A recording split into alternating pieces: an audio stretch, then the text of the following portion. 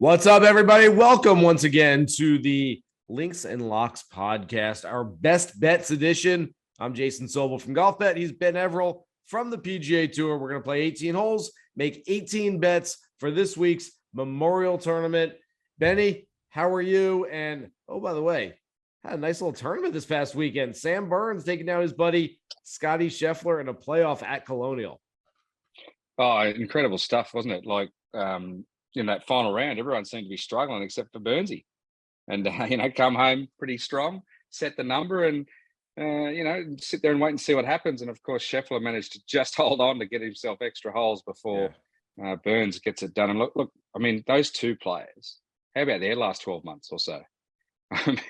Pretty decent effort for the two of them. It's funny. I wrote a few pieces at the beginning of this year saying, like, hey, who would you compare? Like, if you could have one player or the other. And I think, it was Jon Rahm or Colin Morikawa. It was Rory McIlroy or Justin Thomas, sort of like-minded players. And the two guys I put up against each other from that, it was Scotty Scheffler or Sam Burns. Now, look, take nothing away from Scotty Scheffler. He's a Masters champion. I'm not sure there's anything Sam Burns can do to overtake Scotty this year, either literally or figuratively. You got your arms in a green jacket. I don't care how many other tournaments you win if you're Sam Burns. That said, Scotty Scheffler's number one in the world. He deserves it. Sam Burns is not that far behind. It's incredible stuff from both of them. And, again, it's good for the game of golf that we keep getting some extra names, some guys joining that top echelon and really showing what they can do. And, and I'm excited, mate, because now we go to another venue, another one of these invitational events, if you like. The Memorial Tournament presented by Workday, and we get big names, big purse, big perks, and everybody's sort of trying to get it done at Jack's place. All right, well, let's get right into it. Yeah, 7 of the game's top 10 players in the field at Muirfield Village this week. Playing 18 holes, you're on the tee first. Your first bet, Ben Everill. As always, I give you an outright to start and usually one to finish. So starting off, I'm going back to the well a little bit. Guy who sort of let me down just a touch. I did mention that one, Justin Thomas could miss the cut at 650 last week, which did work out. Play. But I also went the other way on Zalatoris, who did not make the cut and push for a victory. He did miss the cut, but I'm going to use that as a positive and go back to the well this week. 3,000 Zalatoris. First in strokes gained tee to green across the tour. It's a huge stat to look at this week. We need the big ball flushes. We need the guys that are in form and can just keep getting it done on a sort of a consistent basis. I think Will Zalatoris will find his rhythm again this week and be up there and thereabouts. And of all the guys sort of around the chalk, if you will, the value is there for Will Zalatoris to potentially get it done at Jack's place. And like I said, look, I've got another guy that's a bit more chalky as my last pick, but if you're looking for value, because this other guy won't be, this is the one that I like. You might be describing my last pick as well. We might be on the same page. It's pretty obvious. 17 and 18. Yeah, there's some unfinished business at the Memorial Tournament that we might be talking about. All right. I like the Zalatoris play. Very much like Scotty Scheffler, who hadn't missed a cut in 7 months, missed the cut at the PGA Championship, and said afterwards, hey, maybe it was a blessing in disguise. Went in and got into a playoff at Colonial. I can see Zalatoris just kind of needing that weekend to sort of get right, catch your breath, move on. And I think that could be a good one for him there. I'm going to go with a guy that I like as an outright, a top 5, a top 10. Quite frankly, and I've mentioned this a few times on the podcast, Benny, I really like Shane Lowry for the U.S. Open in 2 weeks. Yep. And I'm a little worried because it's happened a lot of times over the years where there's a guy I like for a major championship, and he says, you know what? I'm going to go out and play really well a week or two beforehand and just absolutely kill my odds and make it look chalky that you're going to take me. So I'm going to try to beat Lowry to the punch on that one. Should be a good course for him. Finished the share of 6th place last year, and he's firing on all cylinders, having a great season so far. Yeah, 1,000,000%. Man, I'm with you on both those calls. I think that if you are gung-ho on him for the US Open, then you'd know that he's sort of trending in the right direction. He's got that type of game that should suit Muirfield Village. So it might be time to get on. So at least you've got something to use going into that US Open. Yeah. All right. Third hole. Since we're starting up front, I'm going to throw some first round leader options at you. I've got a few. I like Keegan Bradley, 50 to 1, Adam Scott, 50 to 1. But the one I really, really love is about 40 to 1. Leads the tour in first round scoring average. 67. This bloke is going out and getting on average in the first round. He absolutely carved up here in LA at the last not the last invitation, the first invitational of the year. But I think Joaquin Niemann is a huge value at 4,000 or 40 to 1 there for first round lead. Benny, with my fourth hole play, I'm doing the exact same thing.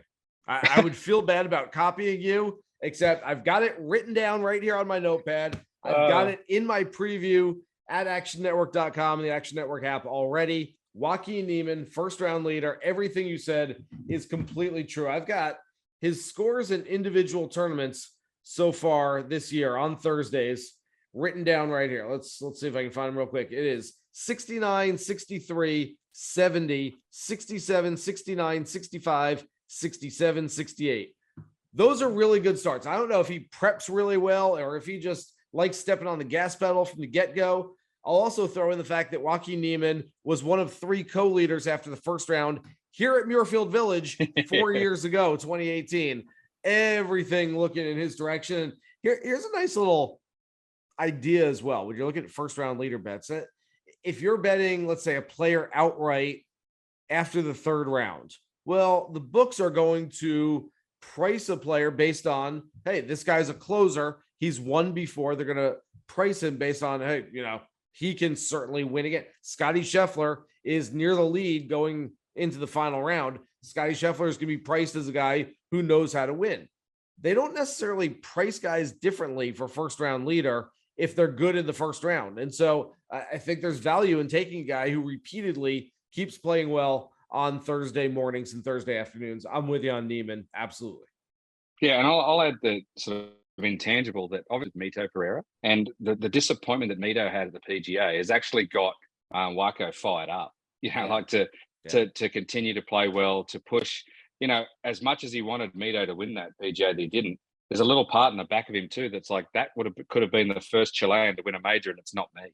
Mm-hmm. And let me tell you that's something that Waco wants to do and would love to do. So I'm expecting again more big things from him through the summer. And it just, if you can get, as I said, like he first on tour for scoring average in round 1, that's enough. You rattled off the numbers. Yeah, 40 to 1, seems like at least a good try. Something to throw out there. Yeah, I love that. All right, fifth hole, top 5 then. I'm going to go to a top 5 bet on the fifth hole. 3 times in the top 15 the last 3 starts, Muirfield Village. Another guy that I seem to go to a little bit, not always successfully, but I feel like top 5, top 10 is where he seems to find himself a lot, and that's Xander Schauffele. Mm-hmm. Obviously close to the winner, friendship-wise, to the winner last year in Patrick Cantlay. I remember sitting in a rain delay in the halfway house with the 2 of them early on last year, before things had gone haywire in the tournament, and they both were just spilling how much they loved the place. And this was not an interview or anything like that. It was just one of those casual chats and off their own bat, just talking about how they can't wait to get there every year, etc. So I always like the look of Xander there at Muirfield Village. I like that. Get to the 6th hole, a player whose name you mentioned tangentially real quickly, but I'm going to go back to it here. Keegan Bradley is having a really nice year. I'm not sure people quite understand. He's got 3 top 10s in his last 6 starts. Keegan Bradley is top 20 in both strokes gained off the tee and strokes gained tee to green. He's top 30 in approach shots, top 50 around the greens. And I know there are listeners right now that are yelling in their cars, yelling at home, going, yeah, but he can't putt. Okay, I get it. Look, I'm not going to sit here and say that Keegan Bradley is the best putter on the PGA Tour, but what I will tell you is he's an above average putter, and that's not my opinion. That's fact. Strokes gained putting, he is above the field average for the entire year. And so if he just putts a little bit better than average this week, this is a good course for him. I'm taking him plus 450 for a top 10. Yeah, look, I'm not going to argue with you there, as well as the fact that not always is the putting that massive here in terms of, look at Hideki Matsuyama. And that's why, again, I mentioned Adam Scott and Bradley in that first round leader scenario, because this is the type of course where those ball strikers can make enough putts on a half decent week that puts them straight in that top 10 and anchors them there. And if they've got experience like those names we mentioned, they know how to stay there generally, and they know how to keep themselves in contention. So I'm with you on that one. All right, let's see. What am I? Seventh hole? Seventh hole. I'm going to top 40 here. And this one is a little bit of a flyer just because of, recency form and also not necessarily form at the venue. But I'm looking for a plus number in the top 40. And as I said, I've been heavily sitting on that strokes tee to green season stat when looking at this week. So I believe he's 5th tee to green. His results at Muirfield Village are missed the cut. T37, so inside the top 40. Missed the cut. T10. Okay. Missed the cut. Well, so he's ready. He's on the missed cut. Sure. Up, T40, down, up, down. We're going back up. Luke List, plus 175. All right. Again, I like that. I think the chalk, generally will come to the fore towards the end of this. He's a winner this year. If he just has his half decent game going, I think it can be one of the years he finds himself in that top 40, and a good plus number is there. Value. I'm looking for some value in that market. Yeah, I like that a lot. Luke List is a guy that I mentioned briefly in my preview this week. I think that's a smart play. Hadn't played his best golf. He was injured for a while, coming off the win at the Farmers Insurance Open at Torrey Pines earlier this year, but now healthy. I think this is a really good place for Luke List. All right, I'm going to go with the top 20. My favorite bet of the entire week, Benny. Speaking of guys that like this place, Matt Kuchar has played here 16 times in the past. He has 7 top 10s and 10 top 20s. He loves this place. And oh, by the way, he's been playing really well lately. I was ready to write off Kuch earlier this year. He went through a stretch, 4 events, 3 missed cuts, and a 67th place finish. I'm like, all right, the game's kind of passed him by a little bit. He doesn't hit it out there 320 yards like a lot of these guys. He can't keep up. Well, all that Kuchar has done over the last handful of starts that he's made is played some really good golf. Let's see, he's a few weeks shy of his 44th birthday, but he's got 2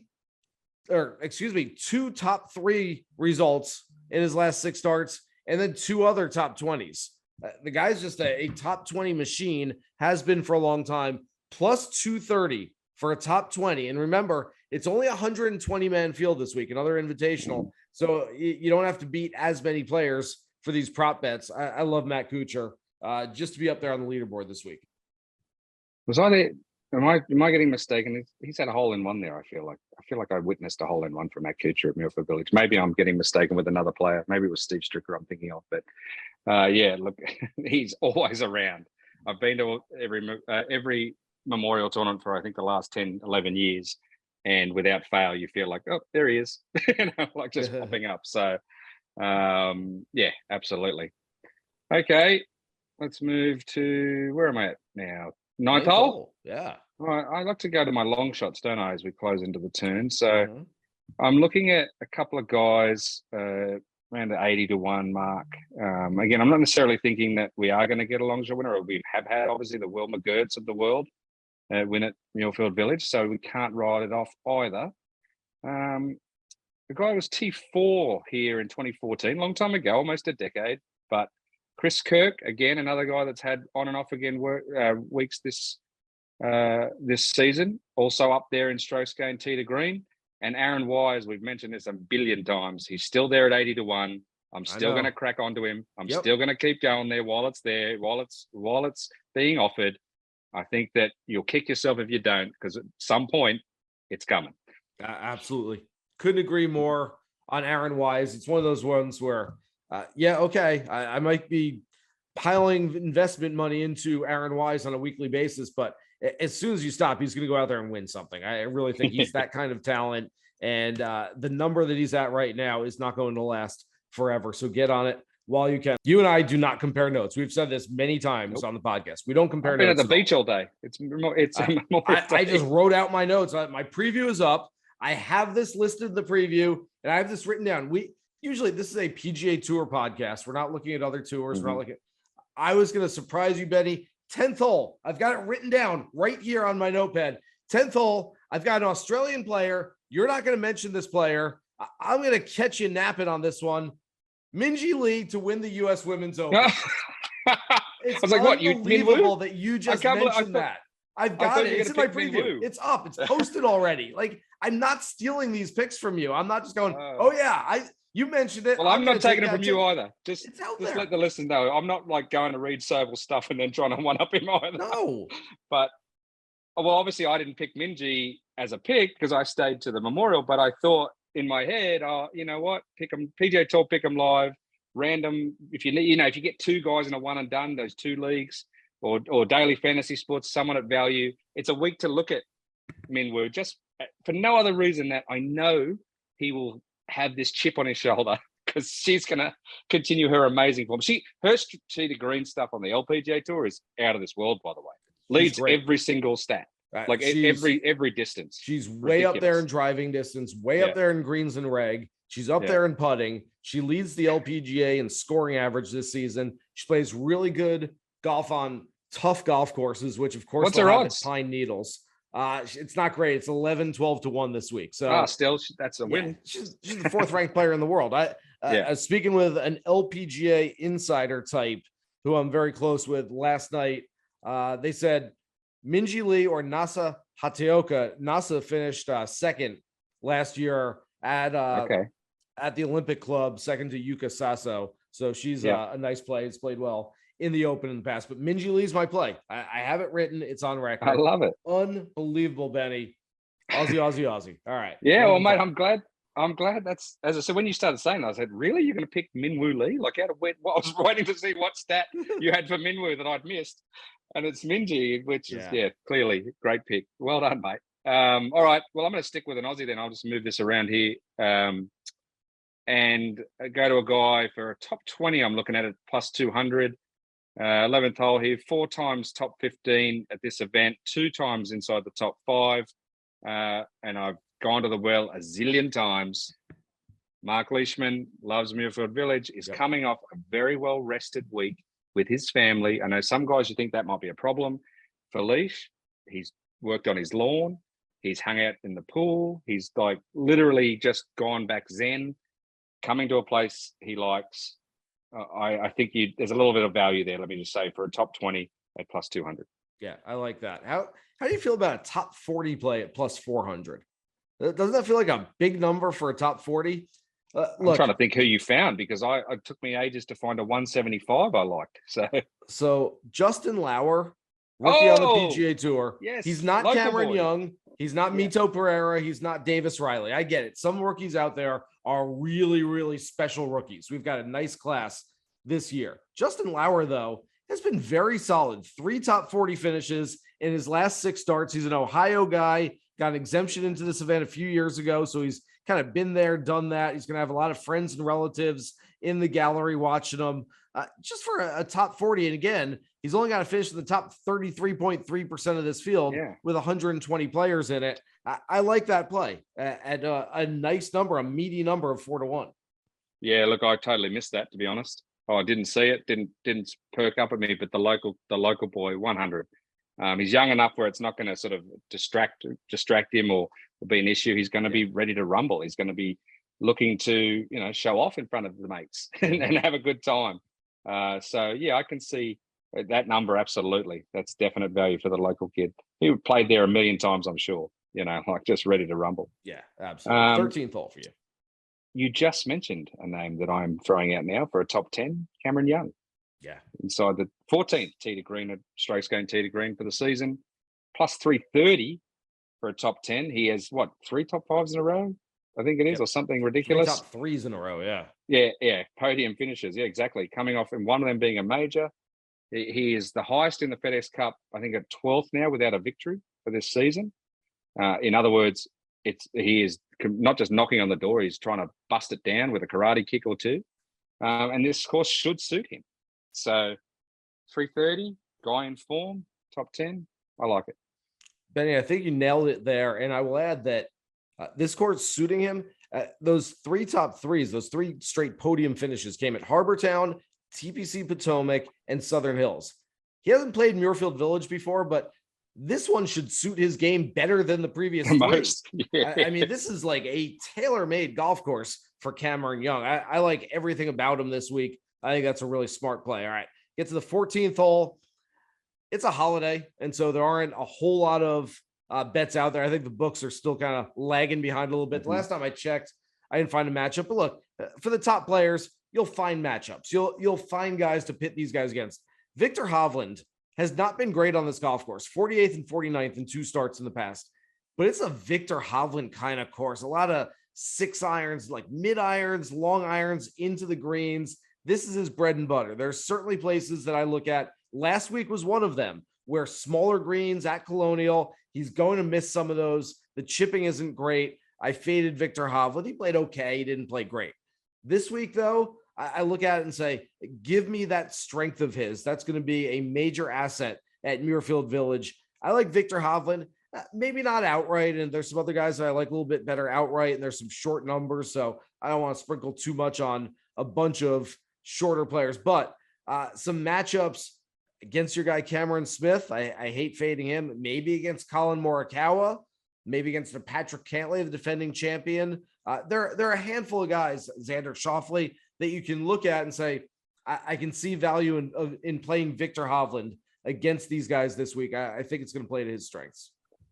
Man, you have segued me brilliantly into the 15th hole here. And we maybe, let's not keep this one on record, or please don't send this to the player I'm about to suggest, because this will absolutely shock just about anyone and everyone who knows me. But I am suggesting that if you have a matchup that has Cameron Smith as a favorite, you do not take that bet. I am suggesting that somebody knows something. No, I am just suggesting that at this course, despite being one of the tee to green legends, he's 2 for 6 making the cut. His best finish is T65. He has a mental block at the course. He wants to beat it. Maybe if he even hears me saying this, it'll be just enough to fire him up. He's that type of bloke who'd be like, you know what? Stuff you, Benny. I'll show you that I can play on any course. And look, he could come from nowhere and win this thing. Yep. But I'm thinking that you will, again, I haven't seen a lot of matchups because they're not out there yet.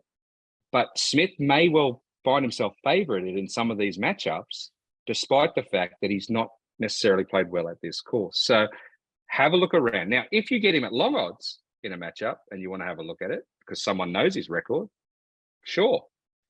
Don't be fooled by his number if it's short. That's what I'm saying. Look at the other guys. I like that. That's really smart. And you are usually very in tune with these Aussie players. If you're saying fade an Aussie, we should probably be listening. All right, let's get to the 16th hole. You've mentioned a few long shots already. Look, this is a very long shot. I've got a very short player as my favorite outright. I'm going to give you a massive long shot. Had a really good ball striking round Sunday at Colonial. We've been waiting 10 years for this guy to jump out and be, I thought, quite honestly, if you'd asked me a decade ago, I would have put him on the same list as Justin Thomas, Jordan Spieth, and Daniel Berger as a guy that was going to be a future star. It hasn't happened for Patrick Rodgers. I still think, yes. Look, he's not going to be Justin Thomas. He's not going to be Jordan Spieth. No. But I still think he can be a very good PGA Tour player who can win out there. It's usually, and I'll tell you in a minute who my favorite play is, and it's not a big guess, but it's usually been over the last quarter century a big name player. We had a little 2015-16 exacta where we went David Lingmerth, Will McGirt back to back. If that makes you want to chase a 180 to 1 long shot, Patrick Rodgers, I've always thought he has the talent. He's a Midwest guy. I might take a little shot on him outright, but maybe just kind of play him up and down the board a little bit, maybe DFS. But I think he's at least a worthy consideration way down the board if you're looking for something like that. No, it's funny you say that because I think you and I might be the two that keep sort of holding the faith with him. It's funny, like Rob Bolton told me maybe a year or so ago or something, that apparently I've picked him in the fantasy game more than any other person ever. Because I see him as that guy that's been just the same as you. Like I got sucked in. I think it was a John Deere Classic. It might have been the one that Bryson won when he first kicked things off. But Patrick Rodgers was there that week, was on fire at the one I was at. And I just saw the talent there, and I just saw the mindset. And I know he stumbled or whatever. And I thought, you know what? He's going to get past that, and he's going to keep putting himself in these positions. And he's going to, I mean, that talent alone that I saw for 3.5 days was mind-blowing enough for me to be like, okay, yeah. And then, a little research. Yes, he's in that same class as Thomas, Spieth, etc. So you're totally expecting him to come good at some point. And I will continue to hold that faith. Even if it's like randomly 1 week, sometime in the next 3 years, I would not be surprised to see that guy win. Yep, so, definitely one to look at all weeks. Keep an eye on him, and you never know. All right, so we're down to my pick, and I'm pretty sure we're going to be smashing the same bloke here. But I mean, how do you not look at Jon Rahm to win this golf tournament? All right, he wins it in 2020. He's 6 shots up last year, coming off the 18th green with a round to play, and gets told, as we all know, history shows, John, you've tested positive to COVID. You're out of the tournament. I mean, everyone's talking about, oh, Patrick Cantlay, he's the defending champion. Really, we should be talking about a guy going for 3 in a row.